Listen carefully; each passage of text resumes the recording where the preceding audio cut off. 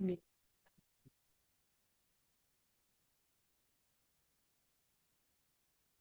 quiet a little to me.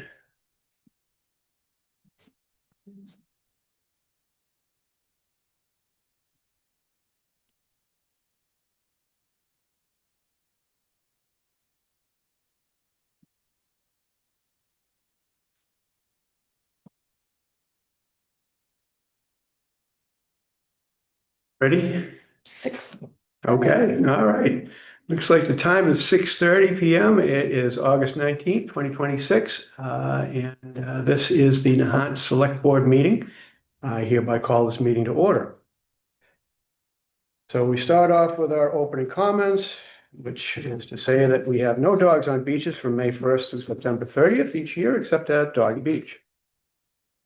Resident parking stickers are still available for purchase at nahant.org. Stickers purchased through December 31st are $20 each.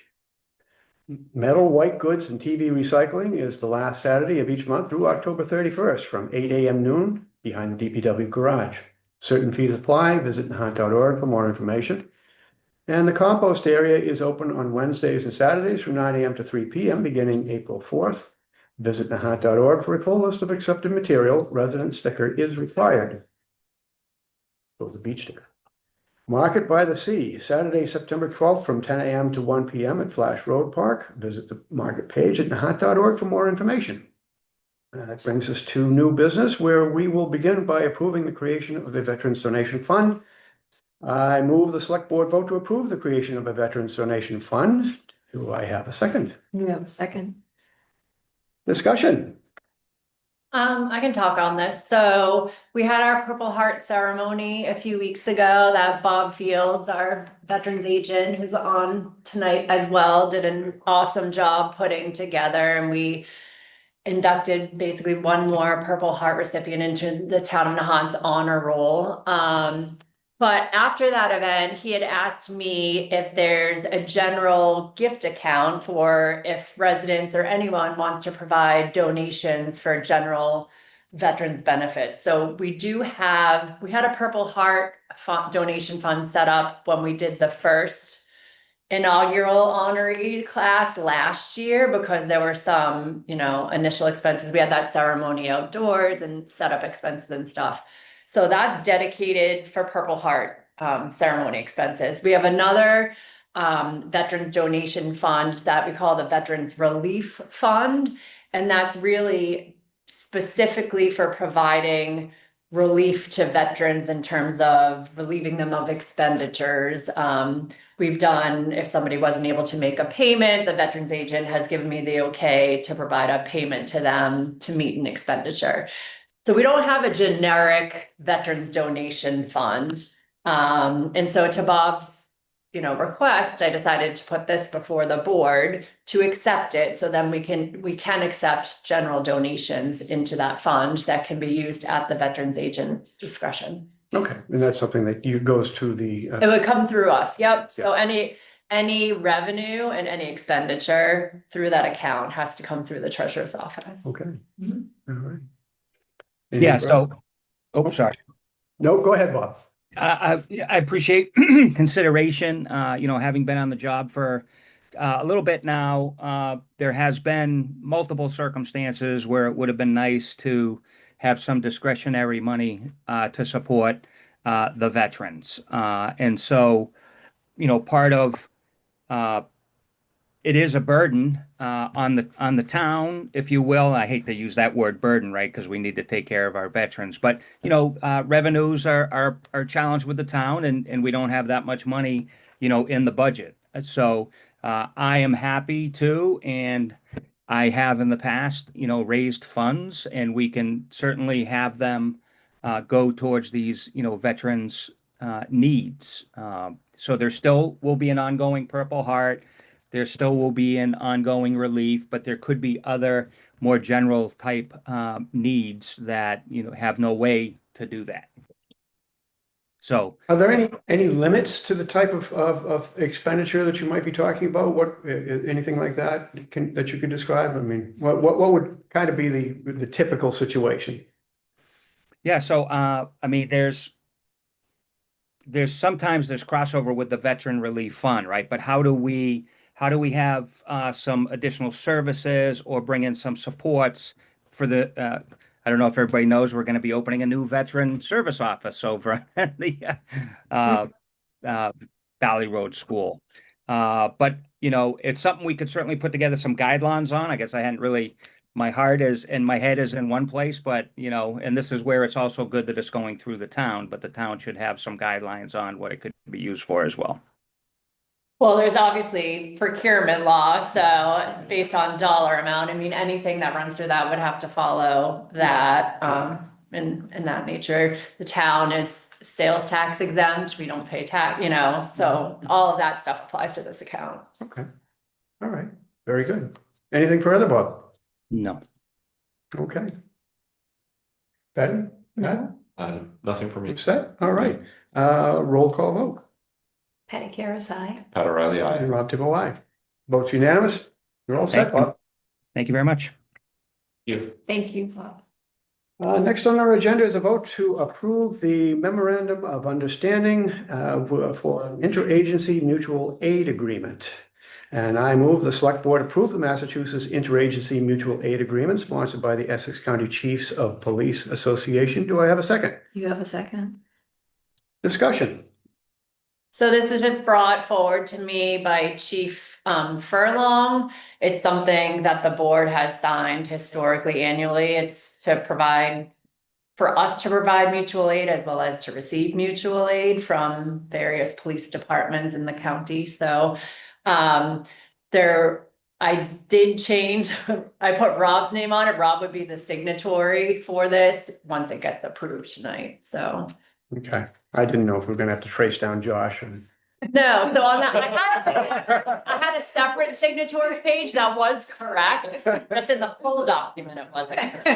Okay, good. So we're all set, that's it. And anything from Pat or Patty? No. Aye. All very set. straightforward. Looks good. All right, then a roll call vote for this. Patty Karas, aye. Pat O'Reilly, aye. And Rob Tibble, aye. Next, we will schedule a date for a special town meeting at the Nahant Town Hall. And I move the select board vote to schedule a special town meeting for October 20th, 2026 at 6:30 PM in the Nahant Town Hall, 334 Nahant Road, Nahant, Mass. Do I have a second? You have a second, Patty Karas. I was about to do it. Am I done? That would be a nice step. So, yeah, discussion? So after the board meeting 2 weeks ago, where the library trustees and supporters of the library were here to present their plan for the library and their plan for raising donations, and they've asked that the town considered transferring $1 million from the Coast Guard housing proceeds as a match for the donations that they're receiving. So that has to be done at a special town meeting, which the board had agreed to do. After that meeting, I spoke to Diane Dunphy, the town clerk, to see kind of what dates work for her, because it is, a lift for her. She moderates the meeting, obviously besides the moderator, but she technically runs the meeting. She's responsible for posting the warrant. She has to get election workers. So we do have an election in September and we have another one in November. So October seemed like, the time frame that worked. I also wanted to give the finance committee enough time to review the warrant article once it was drafted. Obviously, I think the trustees are likely going to meet with them in a meeting, and they have to come up with their book of recommendations that has to be mailed out to every household. So there's printing timelines that are involved. So that's how I landed on the October 20th date. I asked Diane if that was good with her. She said yes. It's a Tuesday night, which is what we've done when we've had special town meetings in the past in the fall. We've done it on a weeknight. And so I think, we were all on board with that date. Pat or Patty, any concerns? No. None of the date, I think the date's fine, yeah. Okay, and we will go to a roll call vote. Patty Karas, aye. Pat O'Reilly, aye. And Rob Tibble, aye. And next, let's see, we have to open the special town meeting warrant. So I will move to move the select board, open the special town meeting warrant. Do I have a second? You have a second. Discussion.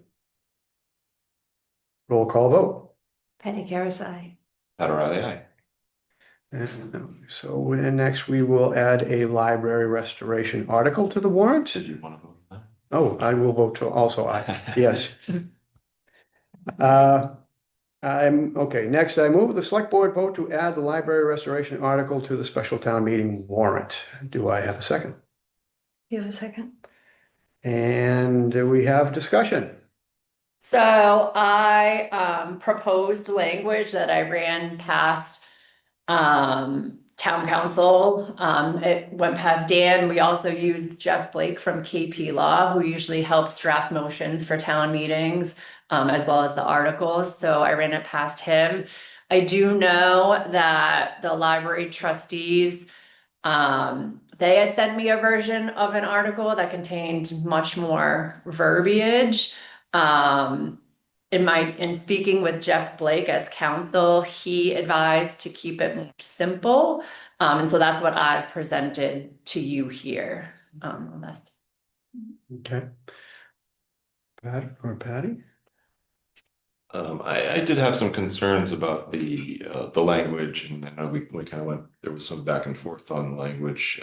I would prefer to see language that reflected the overall project, and having the $1 million be contingent upon the total donation amount, so that the town wasn't going into a project partially funded with, without the full 4 million accounted for. Okay. So I originally, upon Pat's comment, I had originally included that as part of the draft language of the article. When I shared that with Jeff Blake, he made a point to me today, and I just got on the phone with him today. He said the Department of Revenue does not like warrant articles that have a contingency aspect. And I guess he just went through something with another municipality in which it did have a contingency in its article, and they shot it down. Interesting. So I had never heard of that. I've also never written an article that had a contingency clause, so I didn't know. I then asked, is that something that we can put into the motion? He said, if DOR again saw that, they might have an issue with it. Right. I lean towards a little bit of a challenge on that, because I would not necessarily consider these to be contingencies. I find it more a description of the process, and a reassurance to the public of how that process is going to work to the public's benefit, as far as making sure that the money is spent correctly, let's say. So I don't know if there's any pushback available there, and we can always revise this, I suppose, but the bottom line is that it's our legal opinion at this point that this would represent contingencies. And my law degree is still at the store, so we will have to go with that, I think, probably. Well, can we add a little bit more of a description in the finance committee's recommendations? So that we can add whatever we want in the recommendation book. We can also add additional language in the motion.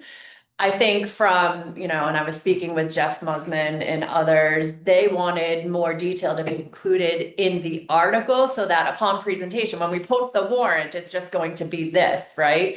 And upon presentation to the public, I think they wanted to include that information up front. That's generally not what we've done, but we can expand on it in the motion. I'm just afraid of having an article that is way too verbose and confusing off the bat, but it's going to go through the finance committee process. The recommendation book, I'm sure, is going to include report from the library and such. I mean, we're spending money on a printing, so we might as well include, as much as possible. Much in there as possible. Yeah. Yeah, I mean, the issue I took with that language was that, this is, I think, I didn't see a way to phase. They were just really talking about 2 tranches of funding, and I didn't see, it seems like this project is scoped as one complete $4 million project, I didn't see that there could be a phase one and a phase two that would be funded differently. If there is a way to, if there were, and obviously there just wasn't time to change any project definitions for tonight's meeting.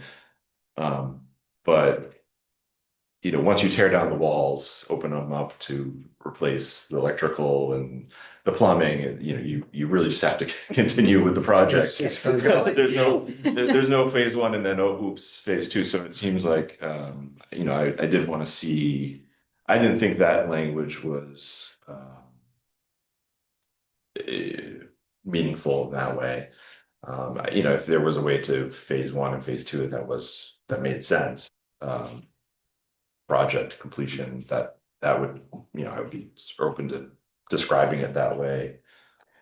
I took it as an effort to tell the public that they are going to spend their money first. Right. So, and then the towns share, they'd spend their money first, then the town would chip in for a portion, and then they'd spend their money. And then. Right. And so. Right, but I just the phases didn't make sense to me. No, I get it. It's working around a gray area. I want to invite Carl to speak on this. I know he's not here just to enjoy our company. Usually, yeah.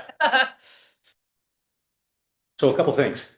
From the town's perspective, I think what might be helpful is to realize that I don't think any construction is going to start until the money's in the bank. So, there's no way you're going to start a $4 million construction when you got $500,000. Well, sorry to interrupt you, but the other issue that I have, I'm even nervous to put something out to bid if the money is not there. Well, there's that too. Yeah. Right. So, but what I was getting at is the $1 million from the town, it isn't as much, we're using the term contingency. I'm not so sure it is a contingency because if we're not going to have the money, if we're going to have the money before you start, then the town's either the money's going to sit there and not be spent, and somehow or other, I suppose you could get it back, or the money is raised and the money is necessary to complete the construction, which is what the whole plan is for anyway. So that was one thought. The second one is that as far as the wording goes, I know Jeff had brought up it isn't just a restoration, and restoration. It sounds like you're painting it and you're, because you want a new color or you want to put it back to the original colors or something like that. This is really modernization. And even that's a weird word considering, how unmodern the place is, but really up to speed from a safety, from a protection, from a usage perspective.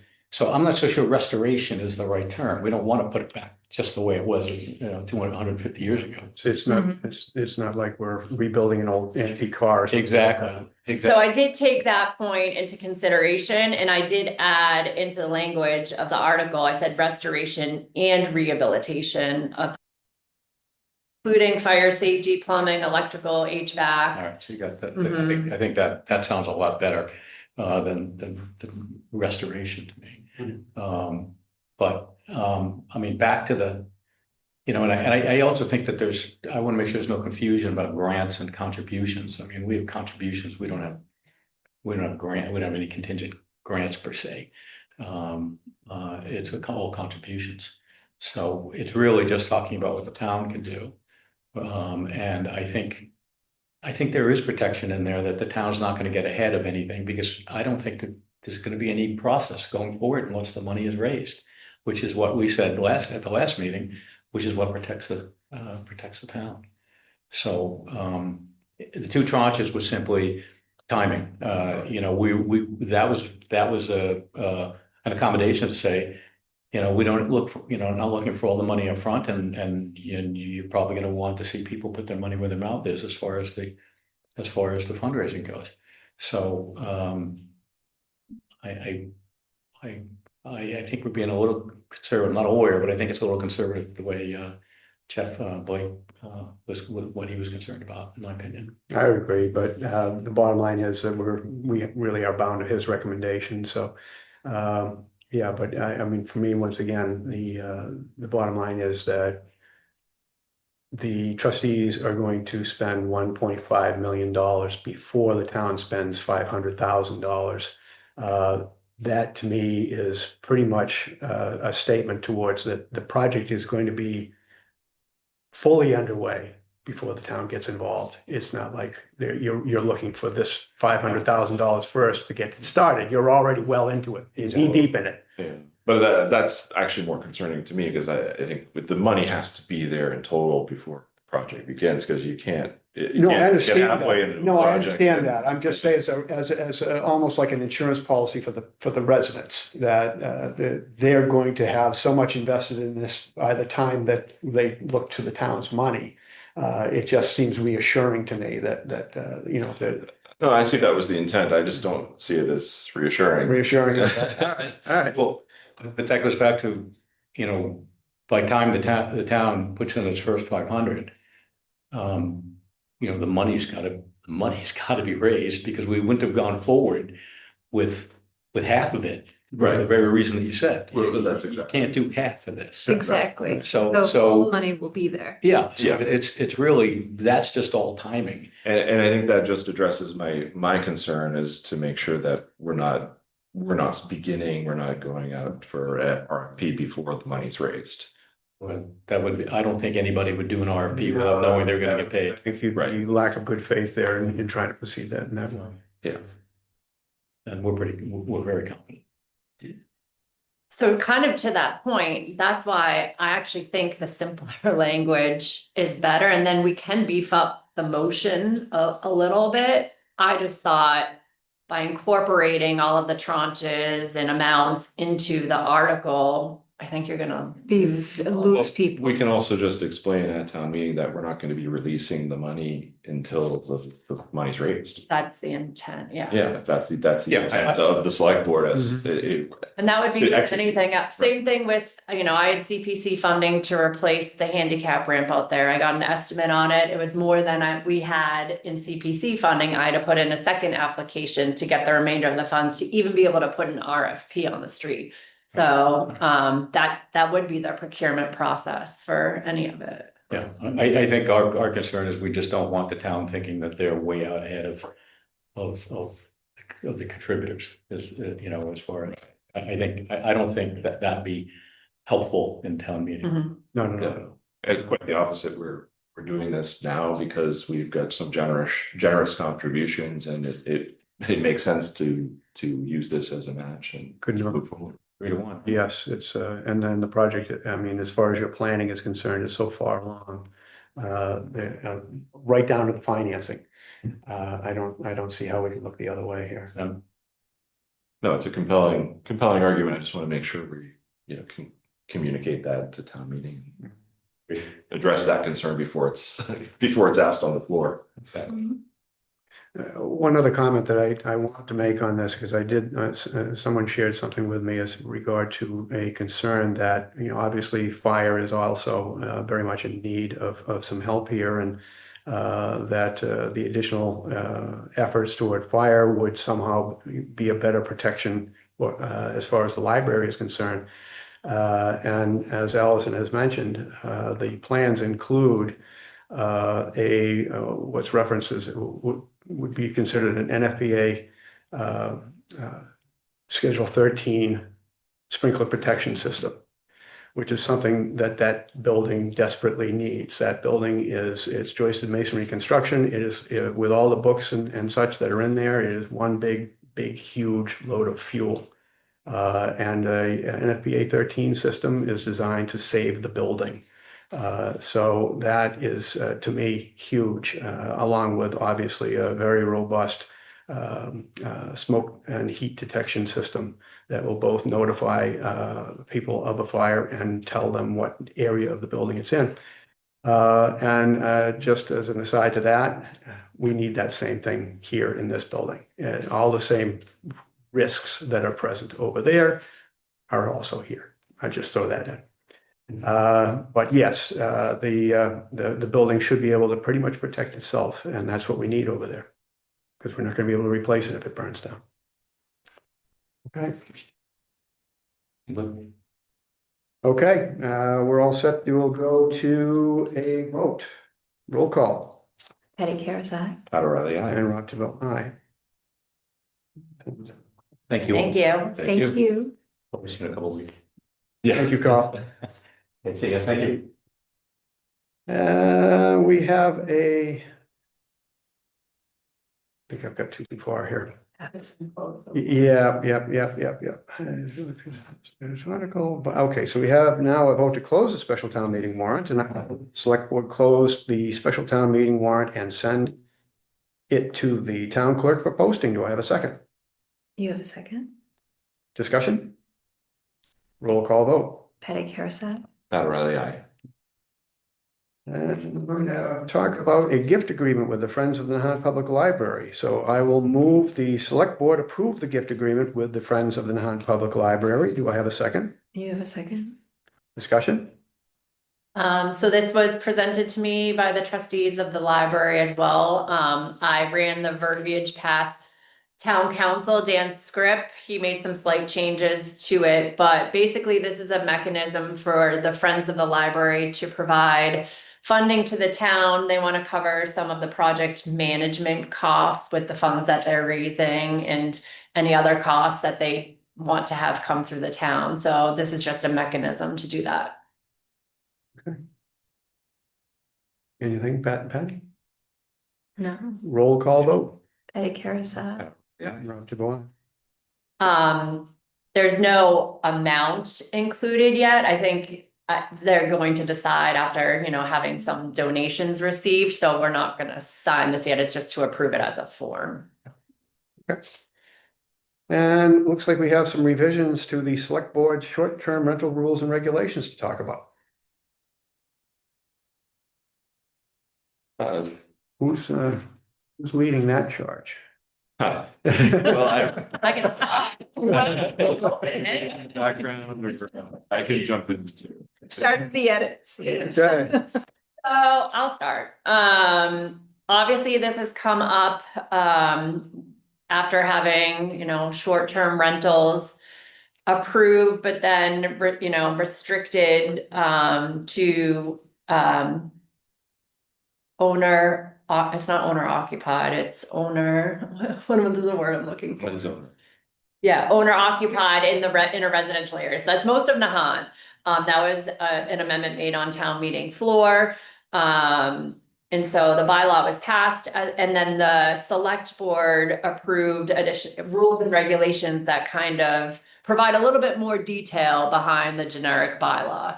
Obviously we went to court and had an injunction against one short-term rental that was operating. It wasn't the owner's primary residence.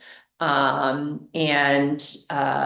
that took a while to get that sorted out, but out of that came a need to possibly revisit either the bylaw or the Board of Selectmen rules and regulations to clarify some of these definitions. So what I gave to you was a copy that Pat took an initial stab at. Yeah, so with that background, I've been hearing the same feedback and the issues that have been discussed. And it seemed like before we jump into a bylaw change would be, or in parallel, at least as we consider bylaw changes, we should also look at our regulations, because quite frankly, they're easier to amend and change. So I did put together these changes as just a quick initial draft for discussion, so we can at least have some discussion. I think the owner definition, tightening up that, making it clear that owner, you wouldn't think it, but owner means owner, and that they have to have a ownership interest to be considered an owner for the purpose of the bylaw. So you can see the wording there. We can, obviously this has not gone through the review that we'll need to do to put this to adopt these regulations, but that sort of thing I think is important to address some of the known issues that came up most recently with, can you just pay someone to be an owner? No, that's an employee. Um, No. so that's one thing. There were other, just while I was reviewing it, there were some other changes that seemed reasonable. I think the big thing that I came across was the number of advertisements for short-term rentals. And compliance has become a lot better, I think, in the last couple of months. Yeah. For the record, there's a kind of a sideways head shake. Maybe it's become a better. But one of the issues is that there are advertisements without addresses, but show approximately where they are in Nahant, and you have Airbnb, all these other, but they show an advertisement. For regulation purposes, you'd have to guess at what the address was. You don't know. You don't know whether they're, quite frankly, if they're registered or not, or at least it's hard to tell. So one thing that other communities have done is require the registration number to be posted on the advertisement itself. So I think that's one thing we can do as a regulation, just for administrative purposes. And that's exactly the problem. We just can't easily figure out who's registered and who isn't. And, even if there's an ad online, and for the neighbors too, just to know there's a registration, complaints, that so forth, just to be able to reference something concrete, rather than to do their own investigation, which is, I think, been, quite frankly, another problem that we've encountered with, relying too much or putting too much on the residents to know whether their neighbors are in compliance or not. So just to have that as a quick reference to understand that they're in good standing, I think would be helpful for quite frankly, the owners and of the short-term rentals also. So if there's any other questions, I'm trying to think of any of these other changes. I think we can go through one by one, but I didn't want to necessarily get bogged down tonight, just as an initial discussion.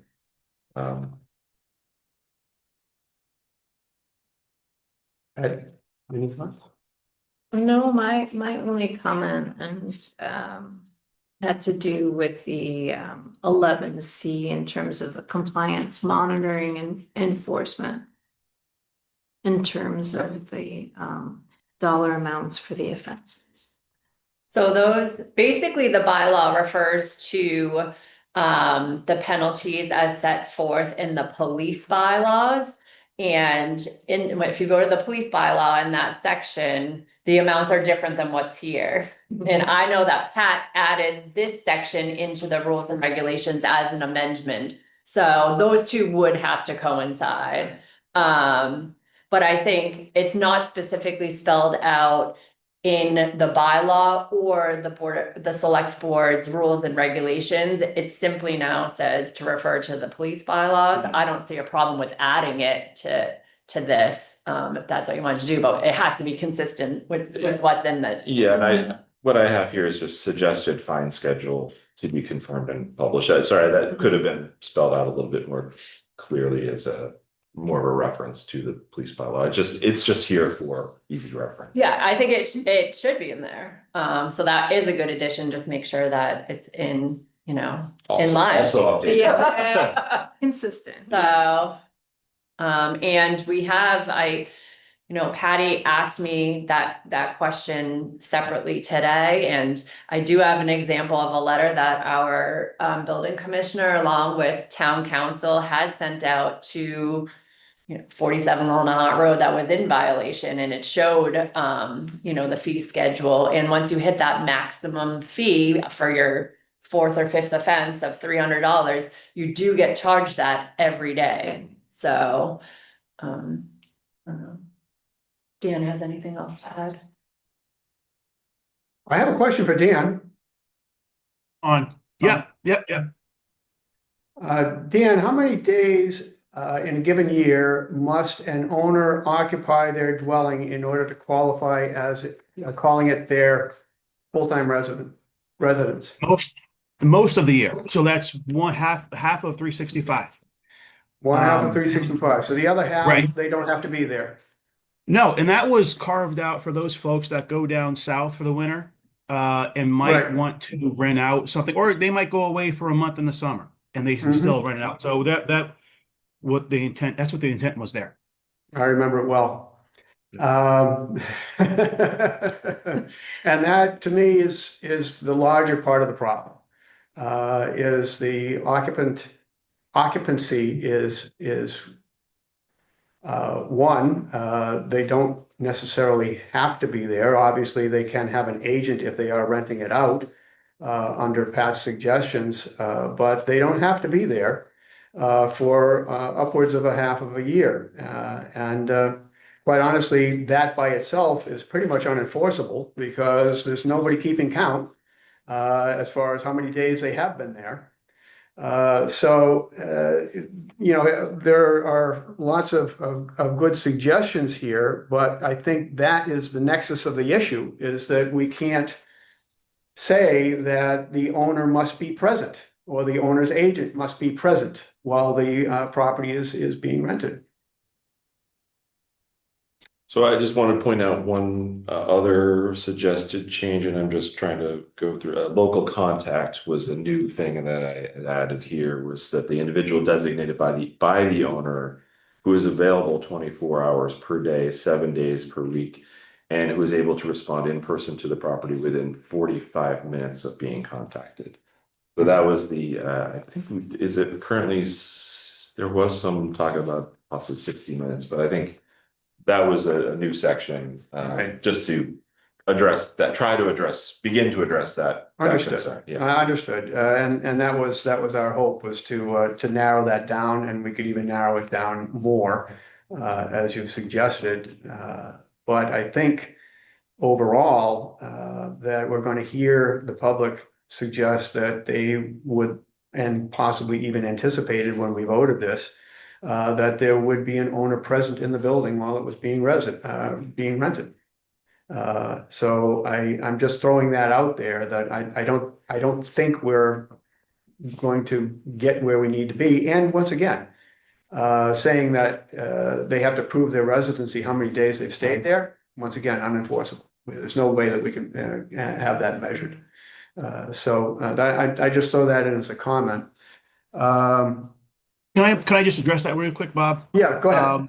In this case, the neighbors stepped up and literally kept a diary of when the address Allison mentioned was basically vacant, or when only short-term rentals were there. So yes, we don't have a town hall motivated sort of, what's the word, roster of days and all that stuff. But in this particular case, the neighbors took the pen and wrote that document. So that was very helpful.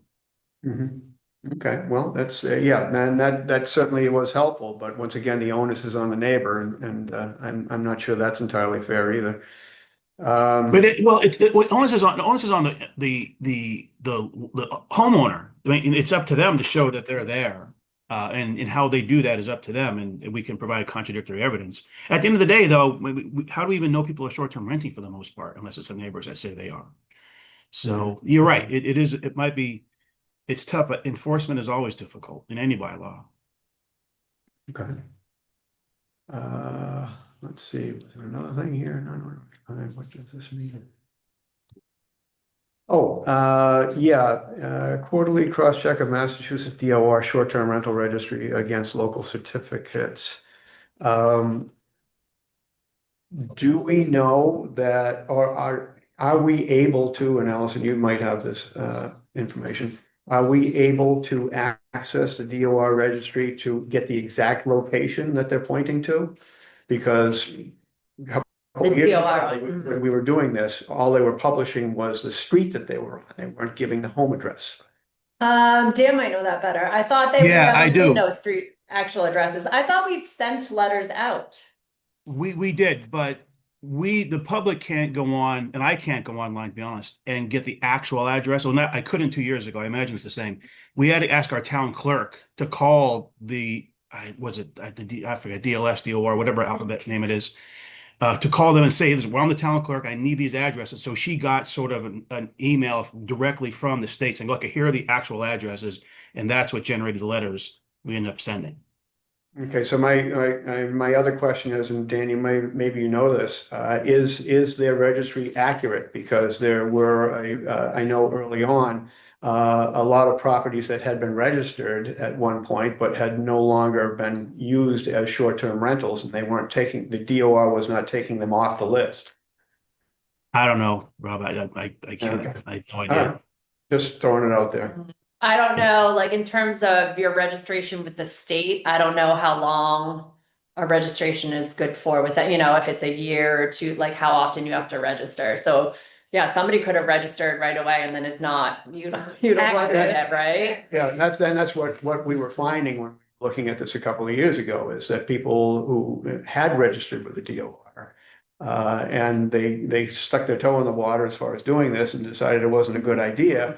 And I know that some of the listings were a year or two old, and the DOR didn't seem to be doing anything with them. I mean, basically, you're on the list, and if You never get off once you're on. if you send them, if you send the money, they're happy to have it, and if you don't, then they're not going to worry about it. So. I could take a look into that.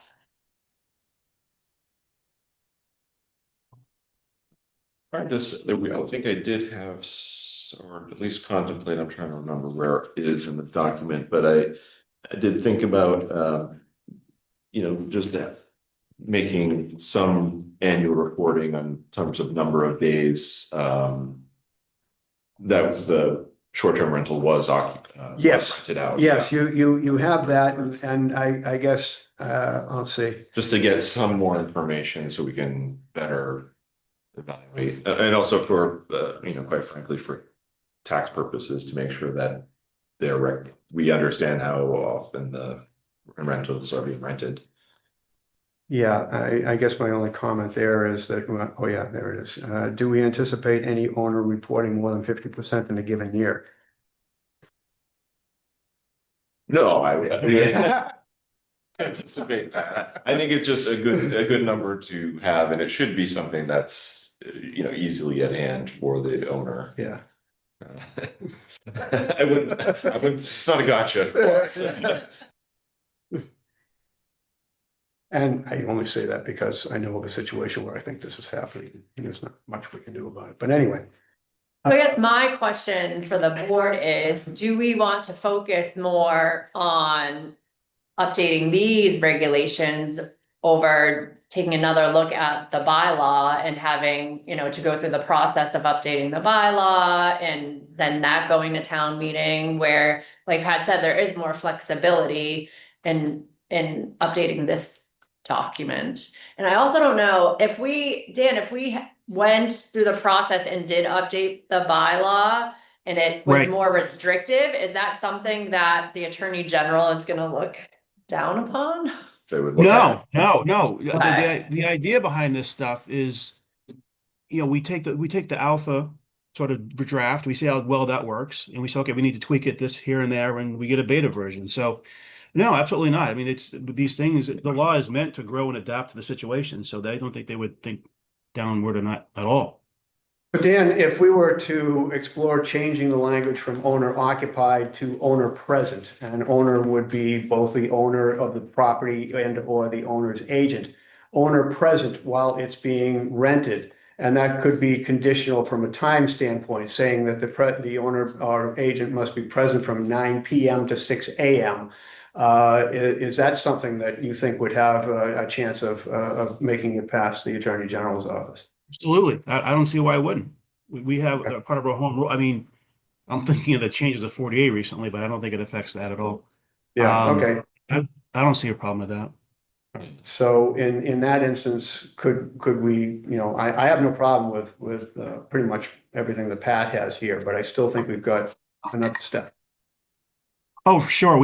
Whatever we make to the regulations cannot contradict the bylaws, of course. So Right. Right. Yes. to the extent we have a definition in both places, we can do whatever we want. The regulations, it means nothing unless we change it with the bylaws. But there are things that are only in the regulations that are meant to be only regulatory. So as long as we keep those two buckets separate, we're fine.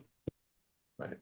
And also just thinking from a practical, going to be timing wise, this is something we can address before people get new registration, short-term rentals Mhm. into the January, say anytime soon, right? So we can, when they get new licenses, this can be in effect, and then we can, go to town meeting and make whatever changes are there. I think we need to talk about that process and who's going to lead that, which committee or planning board, or if there's going to be Reconvene the old committee. I'm sure to be happy to get back on board.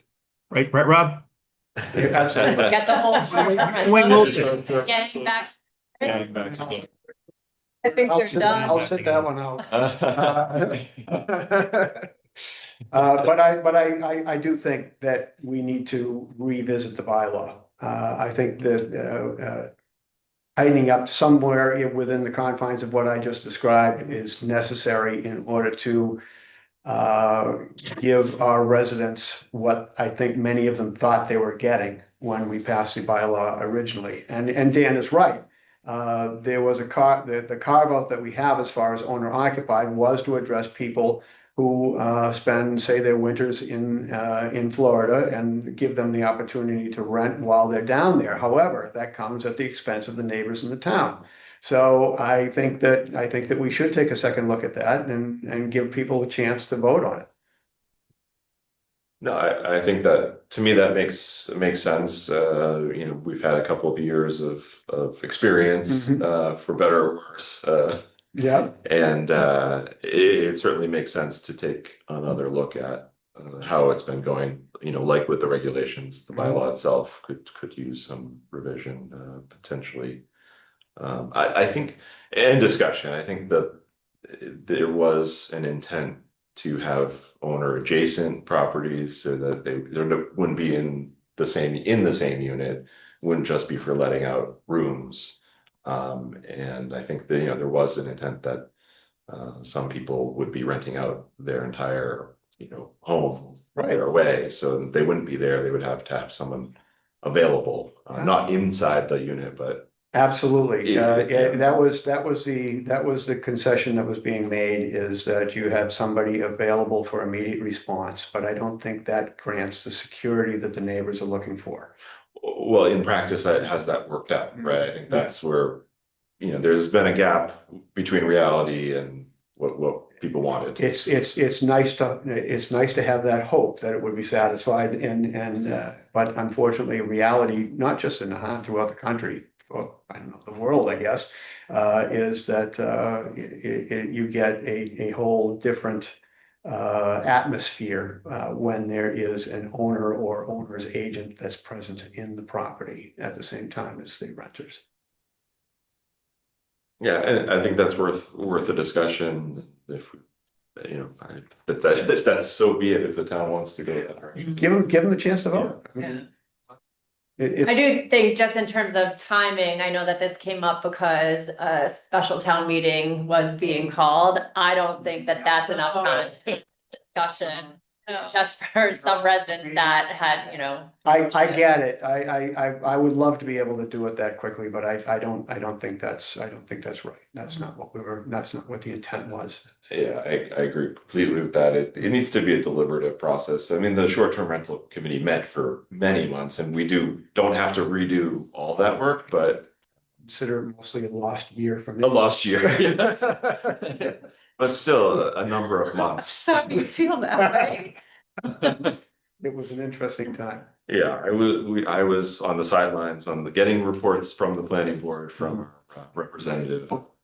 But yeah, it was, I think, frustrating. Yeah, lost might be too strong a word. Frustrating, I think, is probably.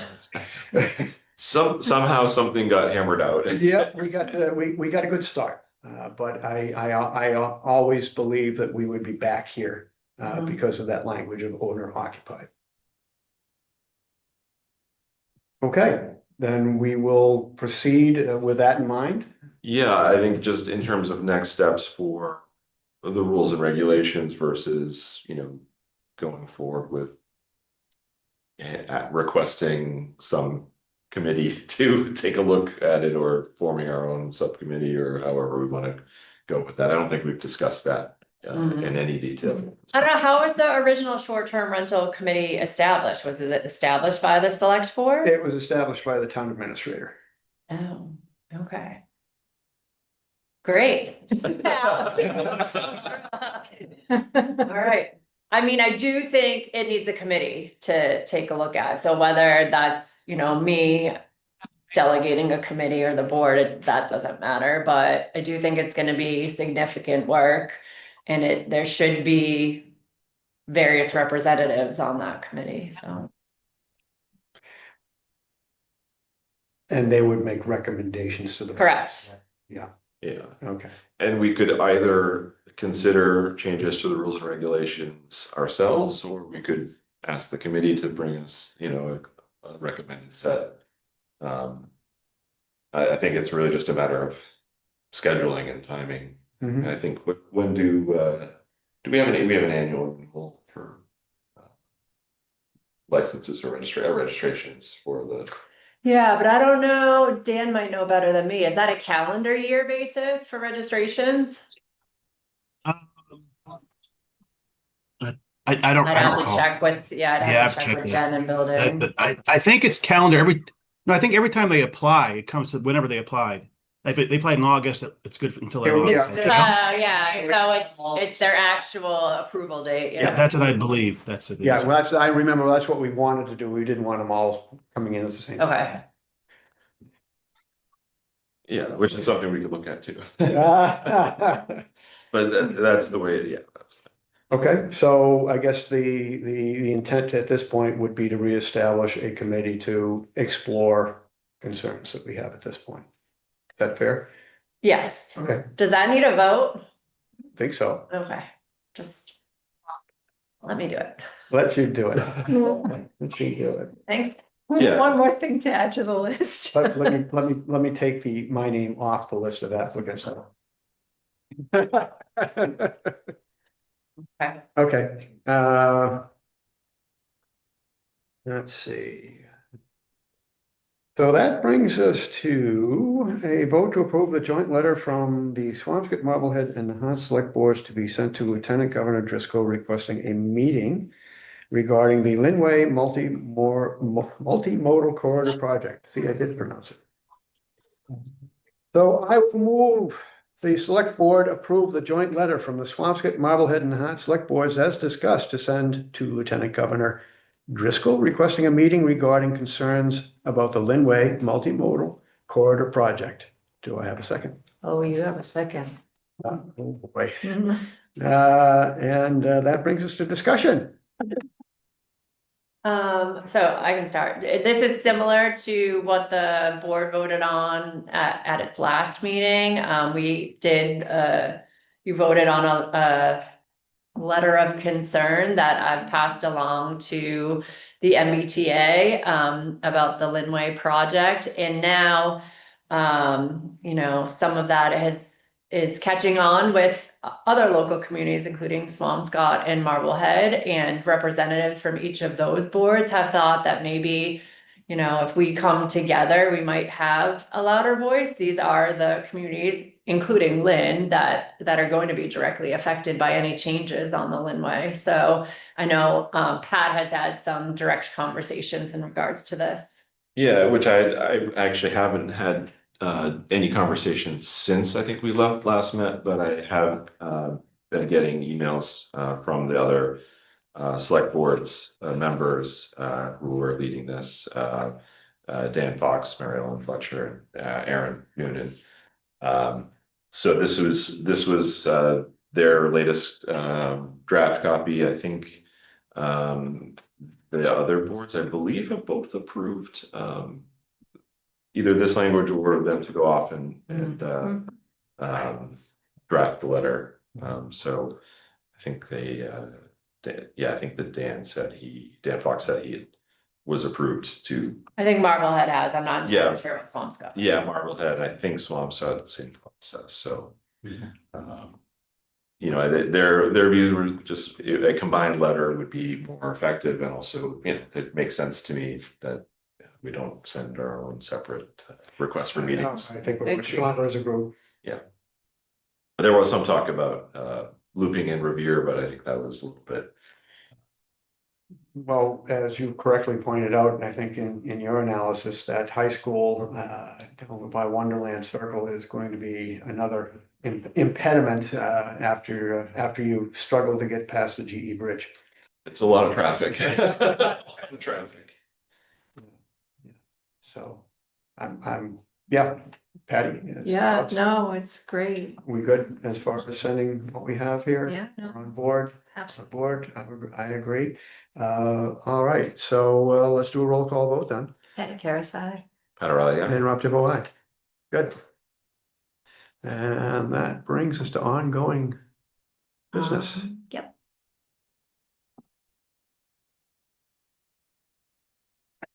Update from Veterans Service Officer Bob Fields.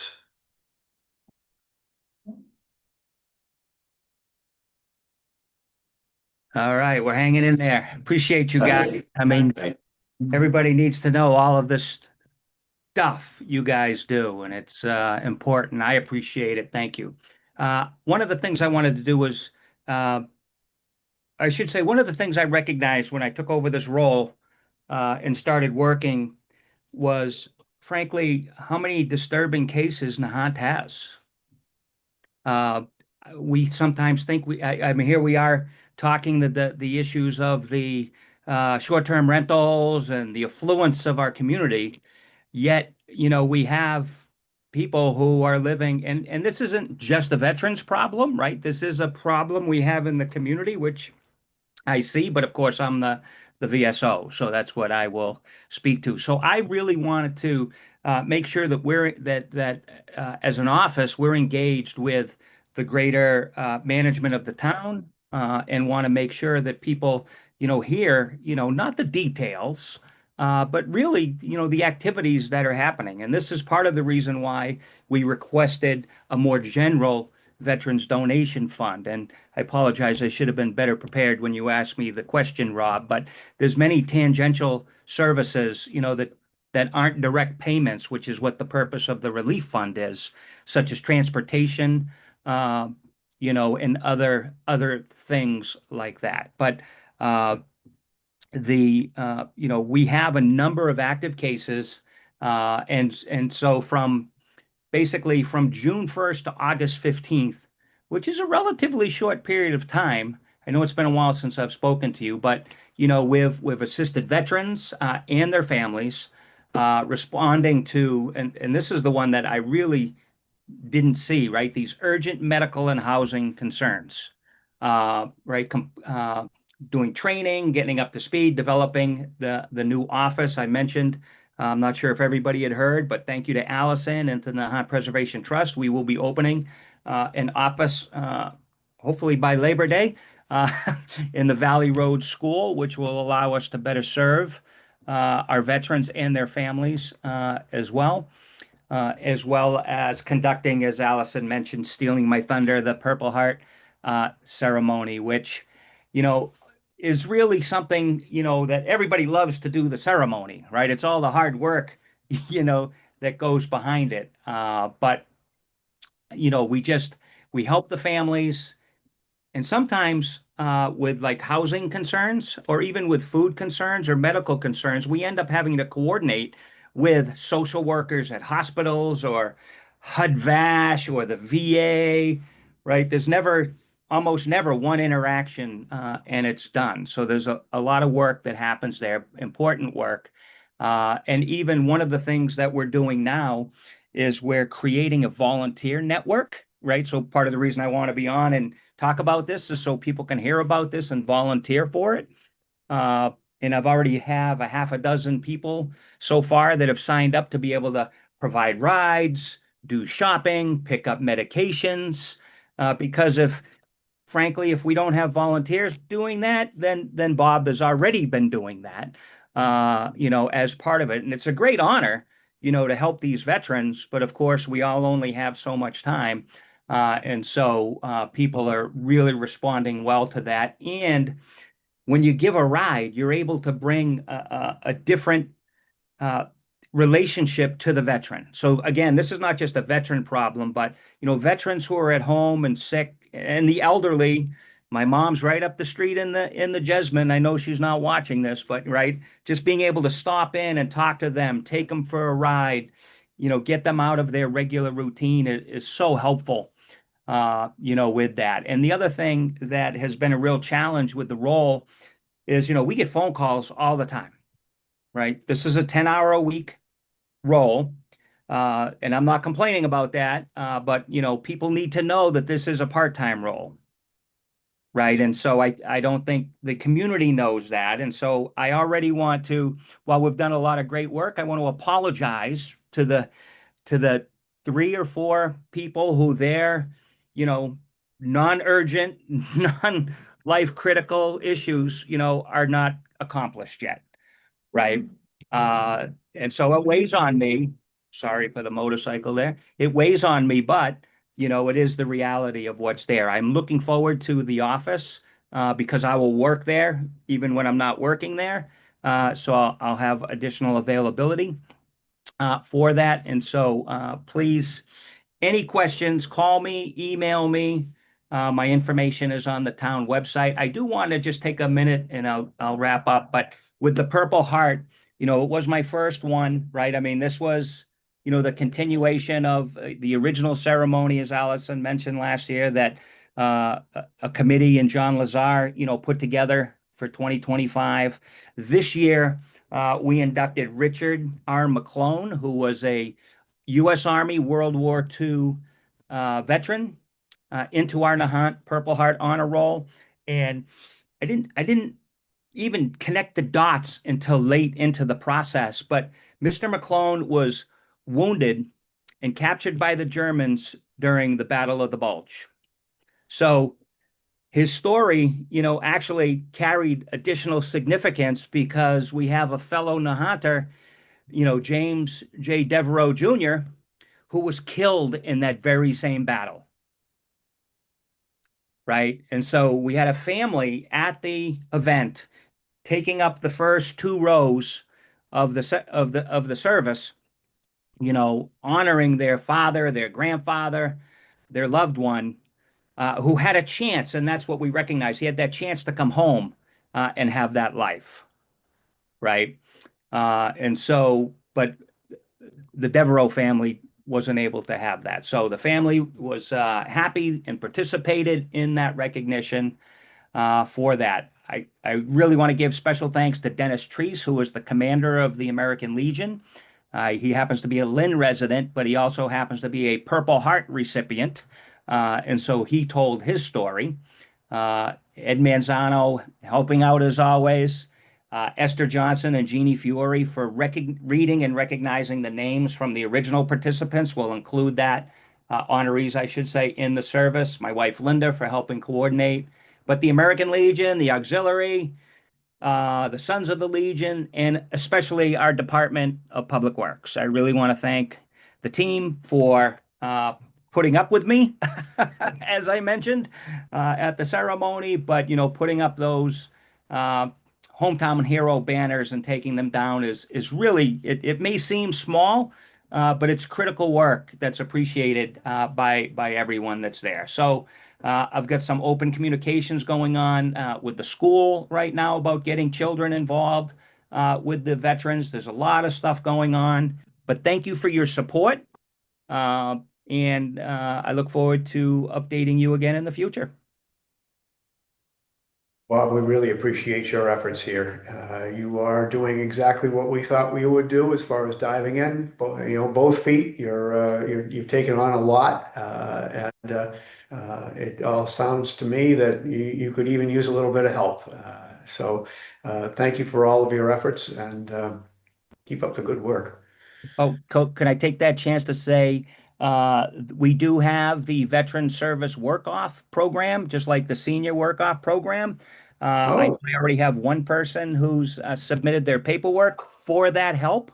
So I'm very excited about, the opportunity for volunteers to work in the office with me as well, to take the load, to be able to make sure we're moving some of those pegs, right, that need to happen there. So if anybody in the community would like to, and they're a veteran, would like to, a veteran or a spouse would like to have that veterans work off program on their real estate taxes, please reach out to me or Sheila. That'd be great.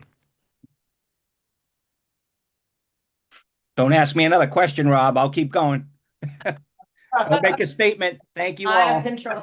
Thank you, Bob. Set, move on to a report from our town administrator. So I just have a few things that I wanted to talk about.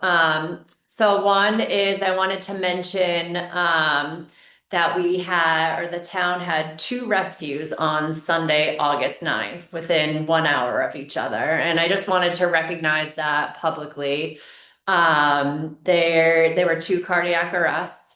And they happened within an hour of each other. And so I did just want to mention the names of the employees that assisted in that situation from the Nahant Police Department. It was Jason Hoffman, Mark Holy, Gino Spelta, the fire department, Bill Hussey, Nick Papagelis, call firefighter Brian Doherty, call firefighter Christian Peterson, and then Cataldo Ambulance was also one who responded.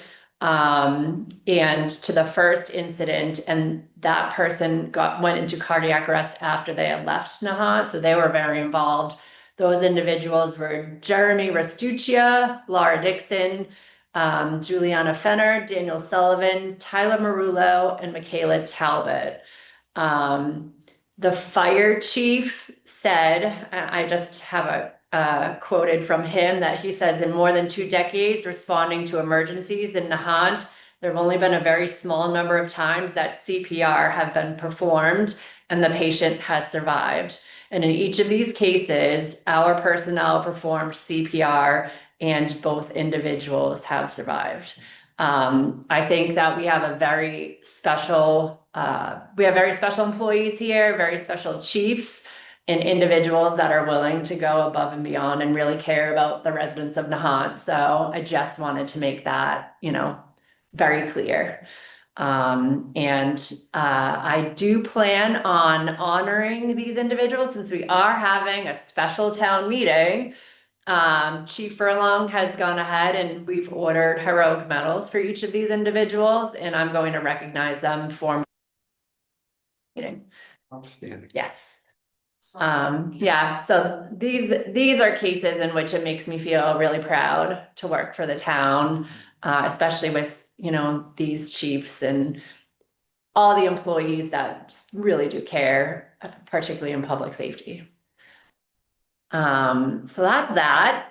One other update is I was on a call with FEMA. It was yesterday. It almost seems like it was a week ago now. It does. Patty and Pat also joined. It was a call put together by Senator Markey's office after that FEMA memo came out saying that any Massachusetts projects, left over from the 2018 storms that don't have construction ready to go, have the potential of having their funding clawed back. So Senator Markey's office, Representative Sean Reed was on yesterday too. They set up the call with the FEMA representatives directly. So where we stand right now is the town has been granted from FEMA a project extension for the 40 steps rehabilitation or the revetment. We've been granted an extension through November 15th of this year.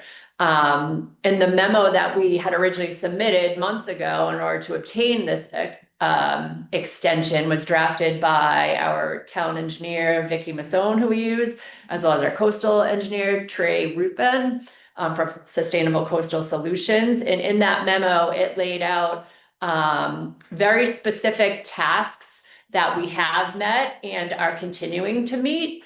So when we received the response of that initial time extension, the response said that as long as you're meeting, these milestones as of November 15th, technically we would be granting you another time extension. And that's kind of what I got from the call again yesterday, that if we basically meet our next few objectives that we had originally submitted, which was we had filed the chapter 91 permitting, we've already done that. Filed permitting with the Army Corps of Engineers, we have done that.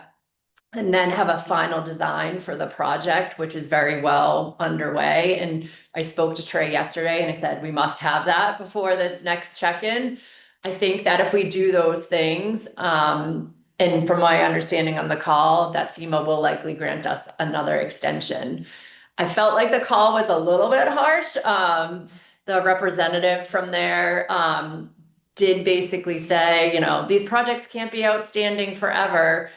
I understand that, and I get where the federal government is coming from. I also think, I wanted to make it vocal that particularly for Nahant, we're a small community. We don't even have an engineer on staff. I'm outsourcing all of these responsibilities. The first design, my understanding from Vicky was had to be completely redone, so that took time. The permitting has taken a long time, and that's out of our hands. So I did just make those things vocal on the call yesterday. I don't really think he cared to hear it.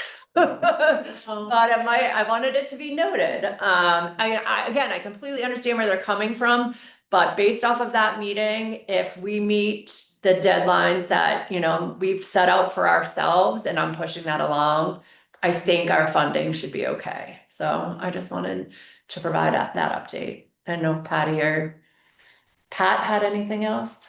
It did seem that these were to be, and what he was the FEMA regional administrator was very explicit in that we had to meet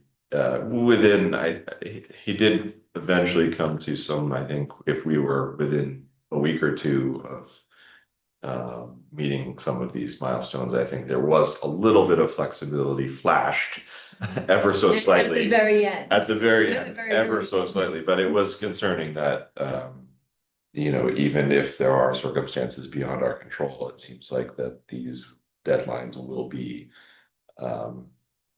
hit or miss for the entire project. So I think it's very high stakes going from here on out. Especially, I think, as you highlighted, the federal permitting. Somewhat ironically, we're waiting on federal permitting now, and we don't have control over that deadline. But I believe that was that's due in November. Yes. Yeah, so we have to receive that federal permitting by November. It's in jeopardy here. Before November 15th. Yeah. Before November 15th. Yeah.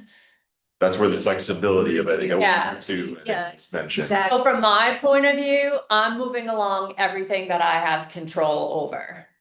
The permitting, I don't. However, Representative Reed, we have some, political affiliated people involved now that have said they can aid. I don't know what kind of pull that would mean, but I'm doing everything that I have control over to my best ability. I think that's all you can do. Mhm.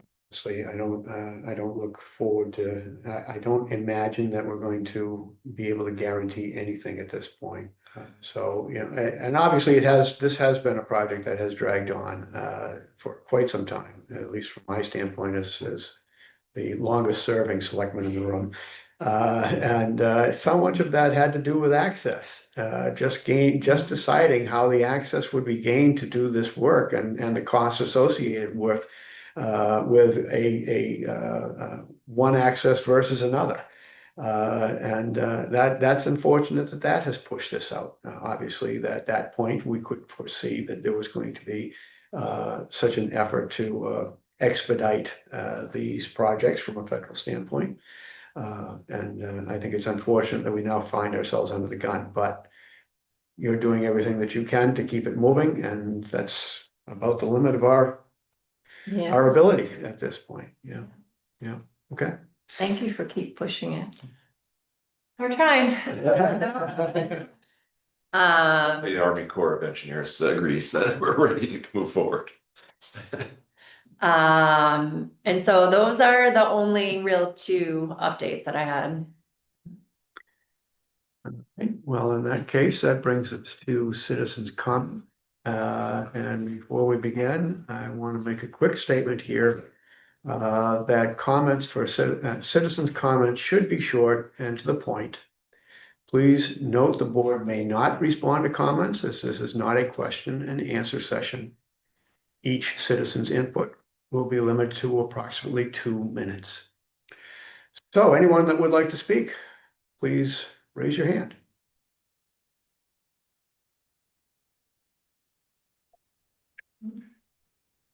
Oh, wait a minute. Hold on. Anybody speaking yet? Just you. All right, Kerry Collins, 22 Breezy Hill Terrace. A lot of important issues you're covering. I just have to say your announcement is pretty sad.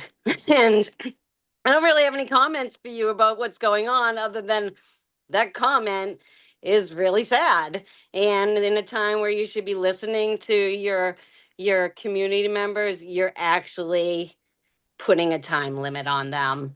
And someone who does a lot of talking here, sometimes I'm the only person. And you should do better. Thank you. Good. Anyone else? Then I will accept a motion to adjourn. So moved. Do I have a second?